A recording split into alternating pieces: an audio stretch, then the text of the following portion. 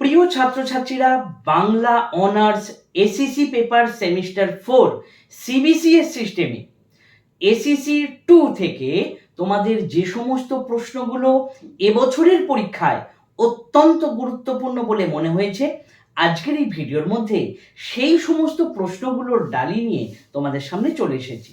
তোমরা ঝটপট খাতা পেন বার করে নাও এবং লিখে নাও কোন প্রশ্নগুলো এবছরের পরীক্ষায় অত্যন্ত গুরুত্বপূর্ণ।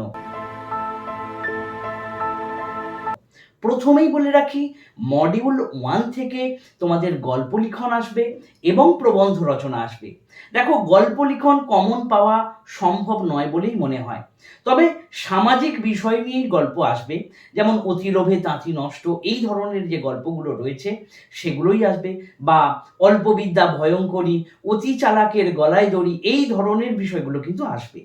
এবং প্রবন্ধগুলো সাধারণত একটি গাছ একটি প্রাণ কিংবা বন্য প্রাণ এবং অরণ্য জীবন, সর্বনাশা ড্রাগস, বিশ্ব উষ্ণায়ন, এই ধরনের প্রবন্ধগুলো কিন্তু আসবে। অর্থাৎ এই বিষয়গুলো একটু ভালো করে তোমরা যে স্যার বা ম্যাডামের কাছে পড়ো, অবশ্যই সেখান থেকে কিন্তু তোমরা জেনে নাও। এরপর আসি মডিউল 2। এই মডিউল 2তে কিন্তু দুটো পার্ট থেকেই, অর্থাৎ কলকাতা বিশ্ববিদ্যালয়ের ভাগ থেকেও প্রশ্ন আসবে এবং পশ্চিমবঙ্গ বাংলা একাডেমি এখান থেকেও প্রশ্ন আসবে। তাই যে কোনো একটা ভাগ ভালো করে করে যাও। যেমন প্রথমত আমি বলবো যে পশ্চিমবঙ্গ বাংলা একাডেমি তৎসম শব্দ এবং তদ্ভব শব্দের যে বানানের ক্ষেত্রে নির্দেশ দিয়েছেন সেই বিষয়ক আলোচনা করো। তবে এখানে বলে রাখি, 5টা তৎসম শব্দ আর 5টা তদ্ভব শব্দের নিয়মাবলী করে যেও না, কারণ শুধু তৎসম শব্দও আসতে পারে। শুধু এইভাবে বলে দিতে পারে যে পশ্চিমবঙ্গ বাংলা একাডেমি তৎসম শব্দের ক্ষেত্রে কোন কোন নির্দেশিকা জানিয়েছে।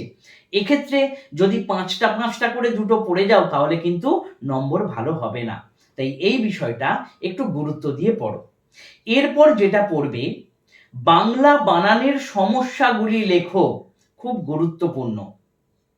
এরপর 3 নম্বর প্রশ্ন তোমাকে পড়তে হবে, বাংলা বানানের ক্ষেত্রে বিদ্যাসাগর মহাশয়ের বর্ণ পরিচয় এবং বাংলা বানানের ক্ষেত্রে রামমোহন রায়ের গৌড়ীয় ব্যাকরণের অবদান আলোচনা করো। এর সাথে আর একটা প্রশ্ন আমি বলবো, সেটা একটু দেখে যাও। পশ্চিমবঙ্গ বাংলা একাডেমির বাংলা বানান বিধির 10টি সূত্র লেখো। এই প্রশ্ন 4টে কিন্তু অবশ্যই করে যাও মডিউল 2 থেকে। এরপর মডিউল 3তে আসি। মডিউল 3তে যদি তোমরা আইপিএ কিংবা রোমিও লিপি সুন্দরভাবে প্র্যাকটিস করে যাও তাহলে তোমার কোনো সমস্যা নেই। আইপিএ থেকে বিভিন্নভাবে কিন্তু প্রশ্ন আসতে পারে। এই আইপিএ থেকে নির্ণয় তো অবশ্যই করে যাচ্ছ, এবং রোমিও লিপি নির্ণয় বা কোনটা কিভাবে লিখতে হয় ওয়ার্ডগুলো, এটা অবশ্যই দেখে যেও, কারণ এখান থেকে কিন্তু 1 নম্বরের প্রশ্ন তোমরা কমন পাবেই পাবে। আইপিএ থেকে 2টি প্রশ্ন অবশ্যই দেখে যাবে। সেটা হচ্ছে, আইপিএ বিষয়টি কি, অর্থাৎ কাকে বলে, আইপিএর সুবিধা অসুবিধাগুলি লেখো, এই প্রশ্নটা করে যাচ্ছ।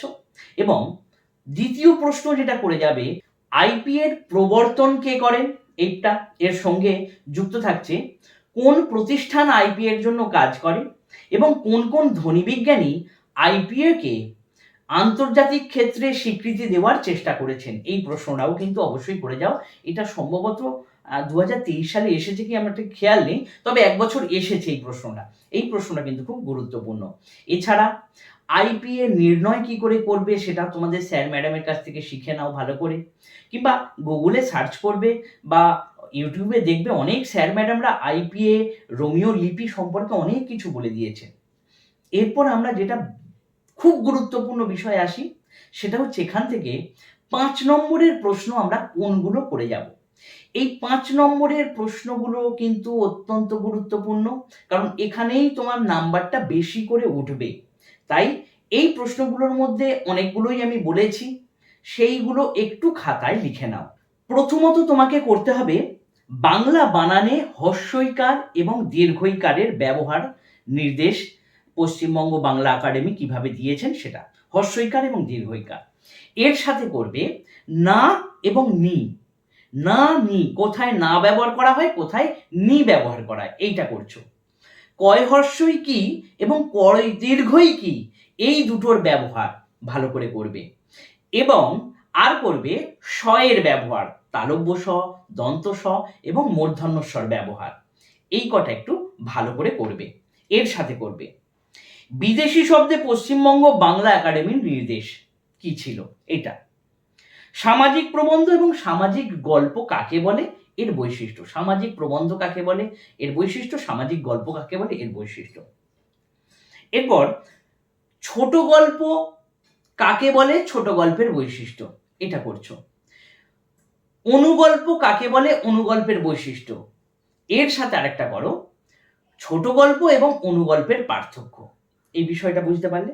এছাড়া আইপি এর প্রয়োজনীয়তা কি, বাংলা বানানে সত্যবিধানের প্রয়োগ আলোচনা করো বা সত্যবিধির প্রয়োগ আলোচনা করো, এটা কিন্তু অবশ্যই দেখে দিও। এরপর বস্তুনিষ্ঠ প্রবন্ধ, খুব গুরুত্বপূর্ণ একটা প্রশ্ন। বস্তুনিষ্ঠ প্রবন্ধ, প্রবন্ধ থেকে নয় প্রবন্ধের বৈশিষ্ট্য, নয় বস্তুনিষ্ঠ প্রবন্ধ আসার সম্ভাবনা খুব বেশি। বাংলা বানানের সমস্যাগুলি লেখো, যে কোনো 5টি সমস্যা লিখে দেবে। প্রাবন্ধিকের কোন কোন গুণগুলো থাকা দরকার, খুব গুরুত্বপূর্ণ একটা প্রশ্ন। এরপর লিখবে বানান সংস্কারে কলিকাতা বিশ্ববিদ্যালয়ের কোন কোন নির্দেশিকা দিয়েছে। কলকাতা বিশ্ববিদ্যালয় আমি বড় প্রশ্ন করতে বললাম না, কারণ পশ্চিমবঙ্গ বাংলা একাডেমি থেকে তোমরা যদি এই প্রশ্নগুলো করে যাও তাহলে তোমরা এখানে কমন পেয়ে যাবে। এই যে 5 নম্বরের প্রশ্নগুলো করলাম, বললাম, এগুলো অবশ্যই কিন্তু তোমরা দেখে যাবো, ভালো করে খাতায় লিখে নাও, পজ করে করে লেখো, ভালো করে পরীক্ষা দাও, একটু গুরুত্ব দিয়ে পরীক্ষা দাও, দেখবে একটা সুন্দর নম্বর তোমরা পেয়ে যাবে, আর সাপ্লি আসবে না। ধন্যবাদ।